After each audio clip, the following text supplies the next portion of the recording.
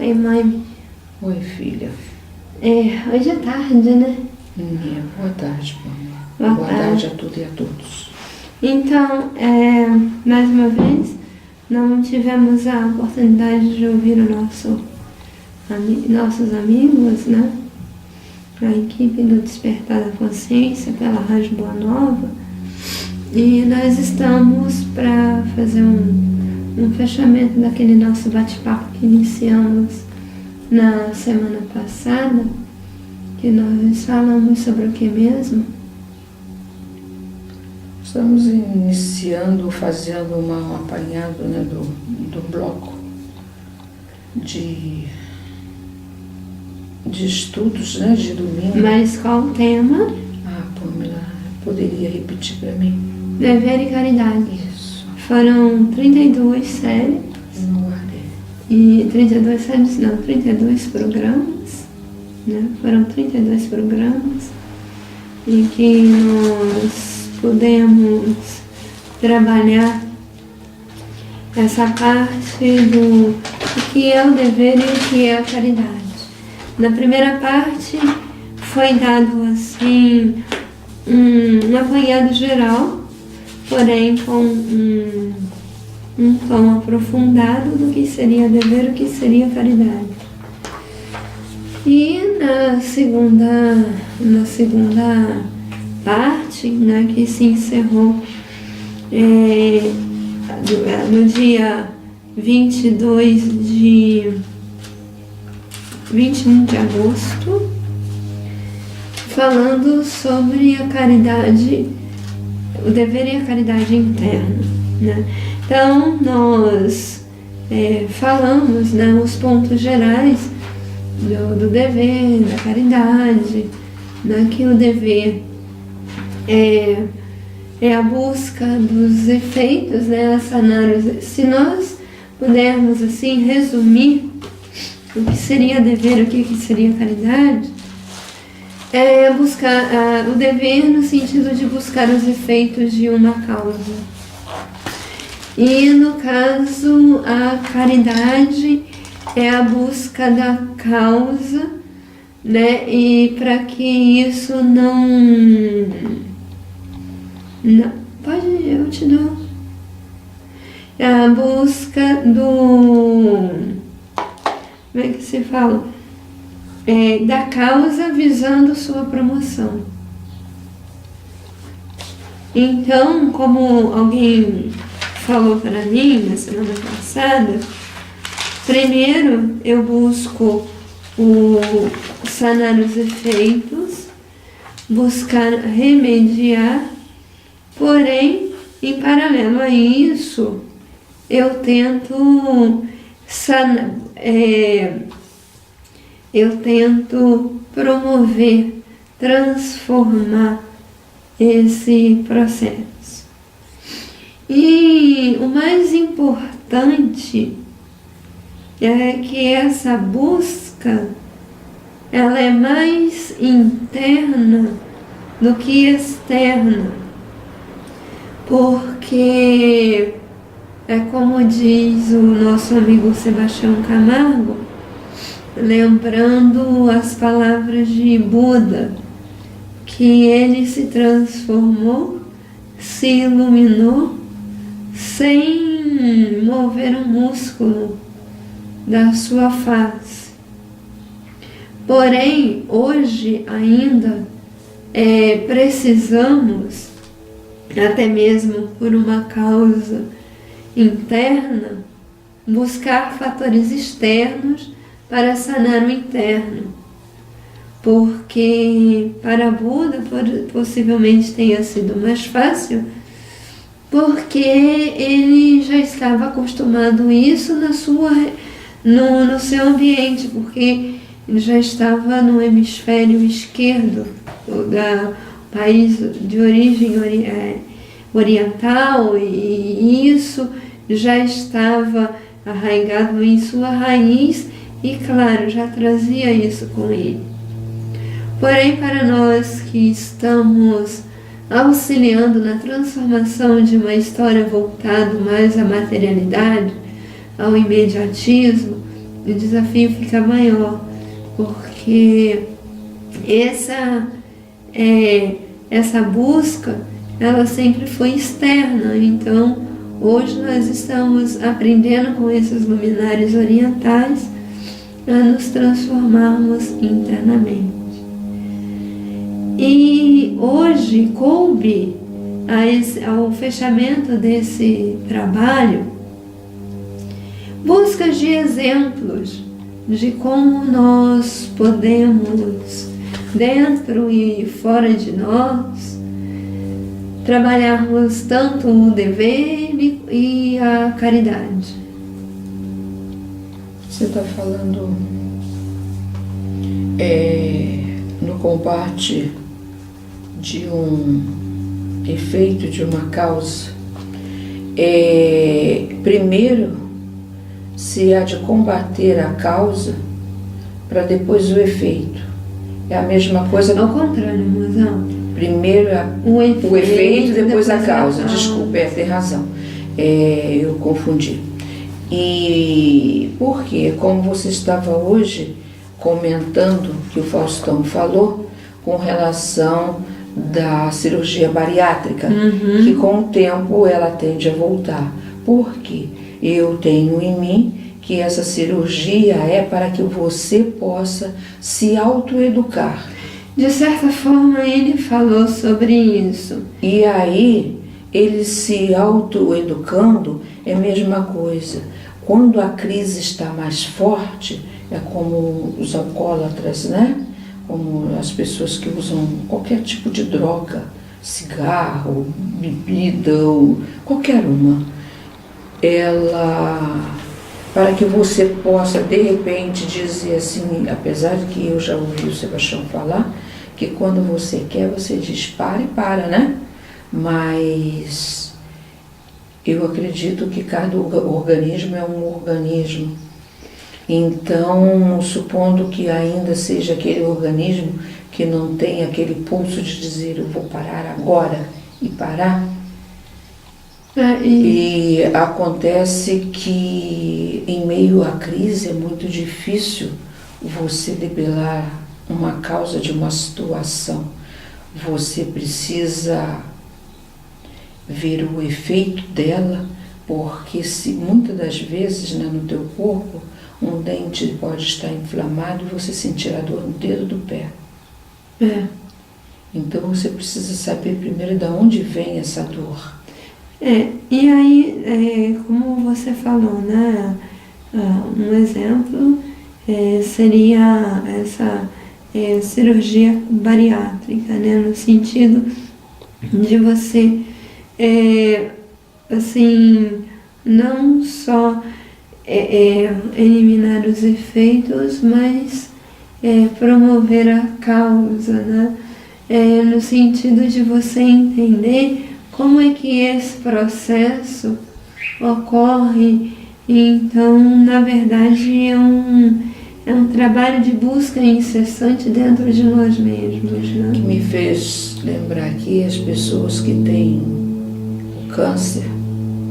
Isso, pelo que me falaram, primeiro você tira o tumor, para você combater através de química as raízes, para que ela não alastre pelo corpo. Lembrando que nesse caso também só está se trabalhando o efeito.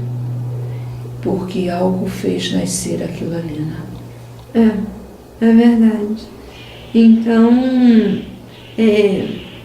assim, uma coisa que você me fez lembrar é que o Sebastião comenta num estudo que fizemos lá em Paranaíba com ele, ele falou que muitas das vezes aquela criação está tão arraigada que muitas vezes o espírito ele reencarna apenas num processo de dizer assim, oi, estou aqui, para depois, em outras encarnações, outras voltas ao corpo, tá está trabalhando o efeito. Porém, é como você falou, é necessário de perseverança e esforço constante no bem. Né? Então, no caso, o que seria esse esforço constante no bem? É nas boas resoluções. Então, embora eu não chegue ao alvo, mas eu ter uma intenção de buscar a causa, de sanear, Emmanuel, ele fala, o Sebastião, ele coloca que aquele que serve pelo prazer de ser útil, servir. Pelo prazer de ser útil. De servir, de ser útil é a mesma coisa. Encontra neles 1000 recursos necessários para a sua transformação. Você lembra desse caso? Lembro. Então, assim, poxa, se a gente listar aqui, são vários casos, né? E geralmente, os casos que a gente mais vê e que mais nos comove são os casos de doença, né? Olha, depende, né? Tem vários tipos de doença, até a mental é uma doença. Sim, várias doenças. Você citou câncer, nós citamos aqui a cirurgia bariátrica, lembrando que essa... Acho que nós vivemos doentes, né? Não digo doentes, mas assim, em construção, num constante construir e desconstruir, porque a gente traçar metas conosco mesmo, no sentido da gente poder saber buscar. Agora, eu estava lembrando uma coisa que Sebastião fala pra gente, é que embora muitas vezes não encontremos explícito as lições, ela está por todas as partes. As oportunidades, elas são as mesmas para todas as pessoas, até mesmo para aquelas que deixaram se esvair por várias oportunidades e está quase perdendo o corpo. Existe aquele ditado que você sabe muito bem: enquanto há vida, há esperança, não é isso? Então, no caso da gente transformar essa realidade. E ontem, né, nós passamos de frente a uma televisão, estava o filme Rango, né? O filme Rango falando da falta d'água, né? Um filme assim muito bem arquitetado, né? Um filme assim, não um filme para uma criança assistir, porque ele acaba sendo um pouco denso, assim, no impacto. Ele é impactante, é um filme impactante, mas ele traz um ensinamento muito grande. E eu não assisti pela segunda vez, mas eu me lembro que era uma sociedade à busca de água. E no final ele mostra um oásis que era a cidade. Era um desvio de água que estavam fazendo para alimentar uma certa cidade no deserto dos Estados Unidos, na região desértica dos Estados Unidos.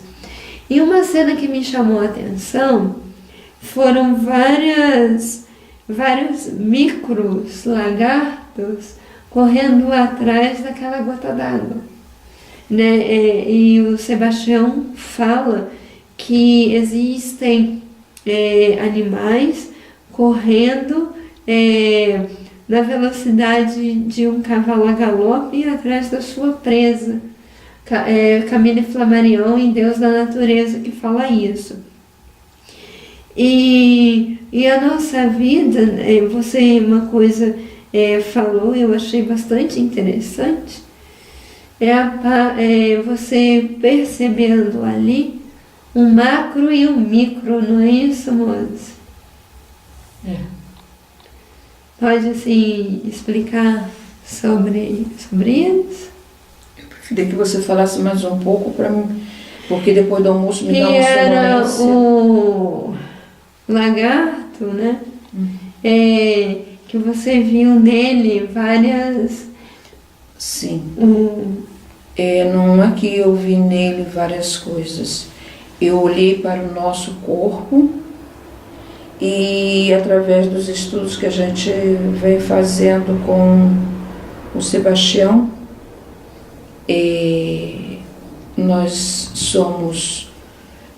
temos macros e micros. Universos. Enquanto nós estamos agasalhados nesse macro-universo, para esse macro nós somos o micro.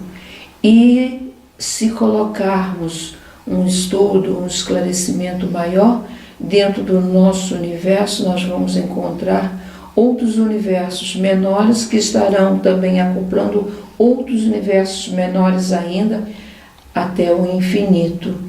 Então, quando vocês estavam assistindo esse filme, eu simplesmente me reportei a esse composto que é o nosso corpo, que poderia estar em momento que alguma coisa que você se alimentou, ou pelo ódio, pela raiva, ou pelo alimento nutricional de cada dia, e o organismo não aceitar. E aquela briga, aquele impacto, né? Tudo é uma construção. Ocorrer rebeliões, né? Dentro do nosso organismo. Quem sabe que uma diarreia, um resfriado, uma dor no estômago não seja essa rebelião, não é isso? Ou até mesmo a presença de um tumor.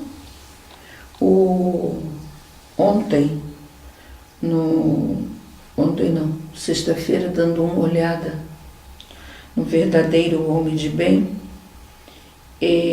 o Sebastião coloca justamente isso, que uma verruga, uma unha inflamada, quem foi que nos pensou, né? Uma emoção, uma sensação, uma tarefa do dia, uma coisa que acumulou no nosso organismo, e assim somos nós, através dessa oficina diária, né? E a gente não tem ainda a consciência de imaginar que isso somos nós mesmos que provocamos, né? E o Sebastião, revendo, não sei se foi amor e caridade, o que foi? Dever e caridade. Não, é um outro. Justiça, amor. Não.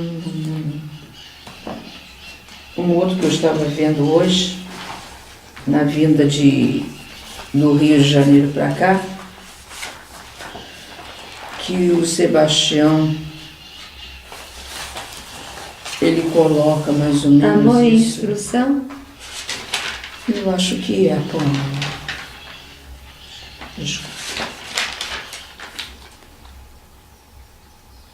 Amor e instrução. Ele põe essa necessidade de mantermos, no mínimo, a nossa constante mastigação, porque fazendo de forma mais tranquila, transformando o sólido em líquido e o líquido mastigando os líquidos, né? Para que nós possamos absorver melhor essas criaturas que a gente chama de vitaminas. Nutrientes. Nutrientes, vitaminas, né? Vitaminas, existe uma diferença. Nutrientes é o conjunto de todas as substâncias que vão fazer com que o nosso organismo É isso que eu quis dizer, porque... E vitaminas são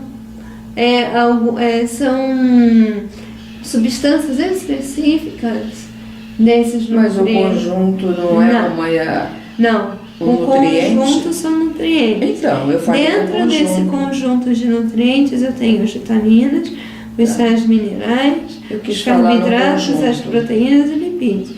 Então são nutrientes. E justamente isso.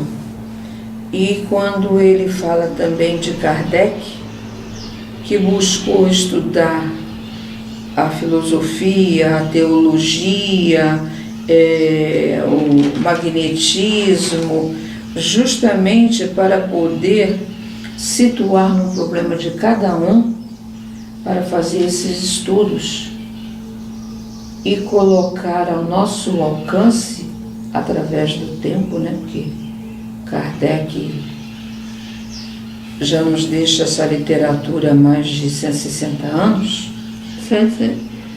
Vai fazer 160 anos no ano que vem.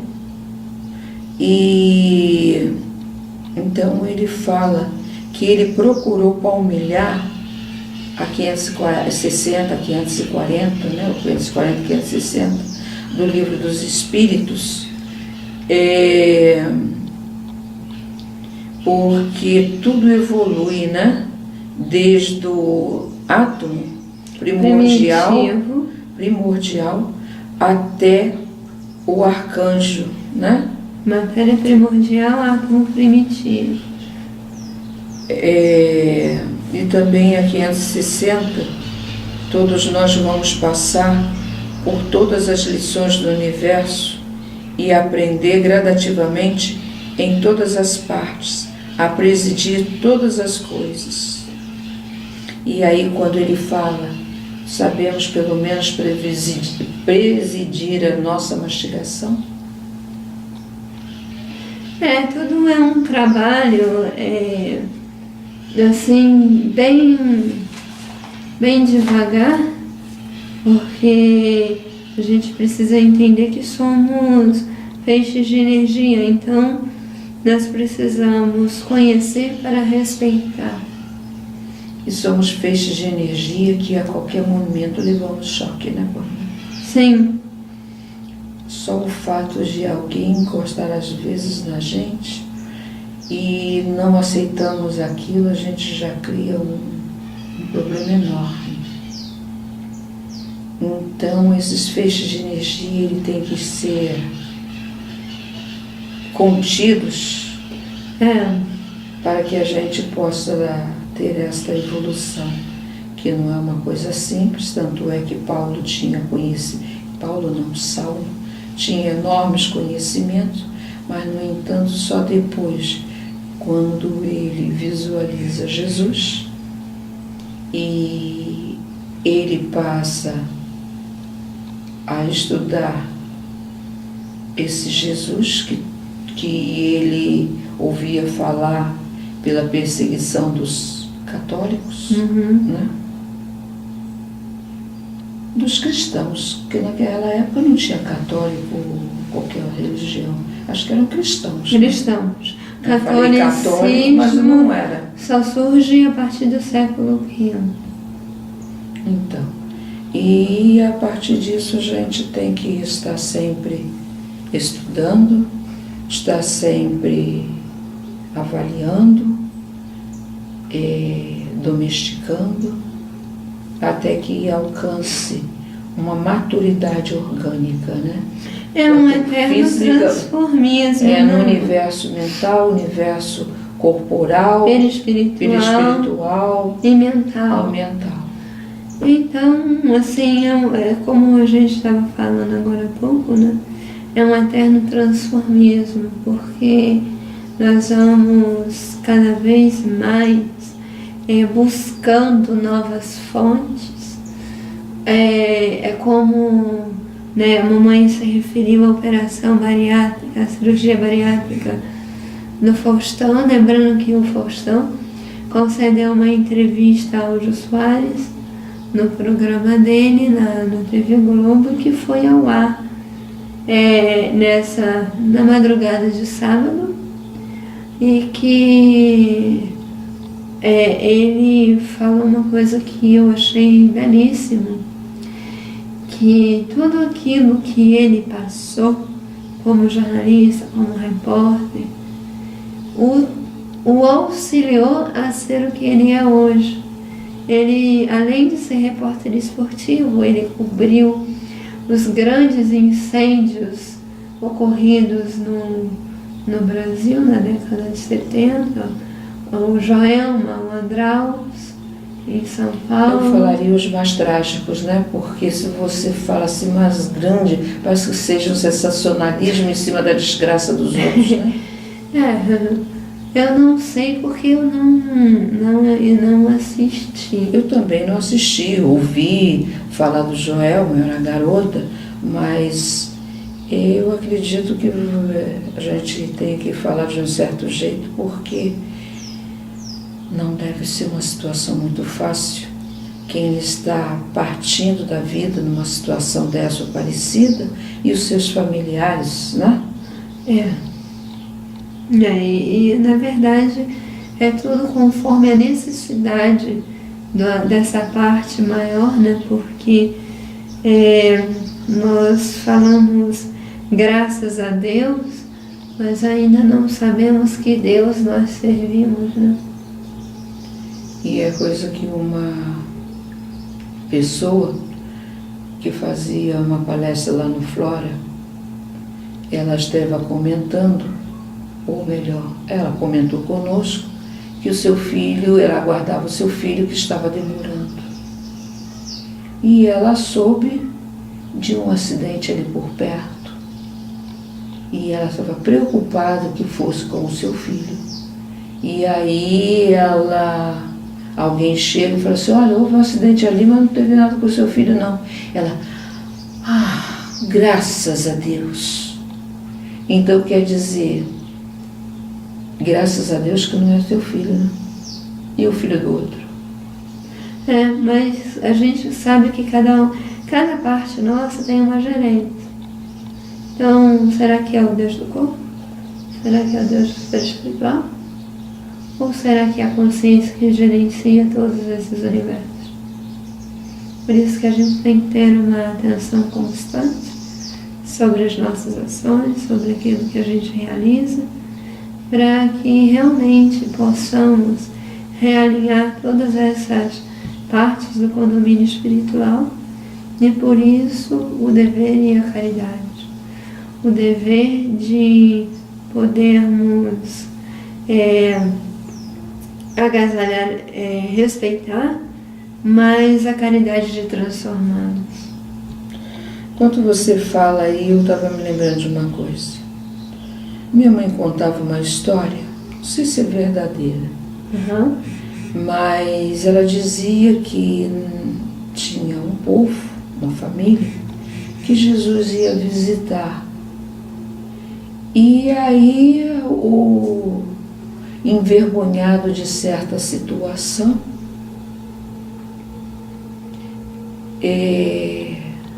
eles se esconderam e deixaram de ver Jesus por causa disso. E aí eu volto e falo assim, será que a gente não vive sempre nesse esconderijo? Enquanto nós estivermos nesse esconderijo, não é que Deus não vai ver a gente, mas eu acredito que ela tenha falado isso simbolicamente, talvez nem ela soubesse. Mas enquanto nós estamos escondidos, nós estamos evitando com que os nossos problemas venham à tona e a gente possa estar... E por isso foi que Zaqueu subiu no alto da árvore, né? Foi até a mente. Agora está lembrando. O que é esse se esconder? É ficar esses conflitos ao nível do subconsciente, né? E aí, no caso, Zaqueu, ele teve a coragem, foi até a mente e para buscar o seu Cristo. E aí, no caso, né, Jesus, representando o Cristo interno, ele falou: Zaqueu, desce daí. Estarei como hoje, a partir de hoje estarei em sua casa. Ou seja, ele estará tomando todo o seu corpo. O seu corpo se transformou num templo alinhado. Tanto é que ele disse que tudo aquilo que ele estaria devendo, ele estaria multiplicando e devolvendo, né? Isso. É isso, Dona Beth. Eu acho que a gente já fez o nosso dever. Agora a nossa caridade é pegar essas palavras e transformá-las em luz, em bênçãos, em oportunidade de trabalho, né? Lembrando que bênção é oportunidade de trabalho no bem. E aí nós vamos aprimorando cada dia mais. E a estrada é longa. O trabalho é grande. Que seja uma luta inconstante, mas uma luta de amor, né? Compreensão. Com certeza.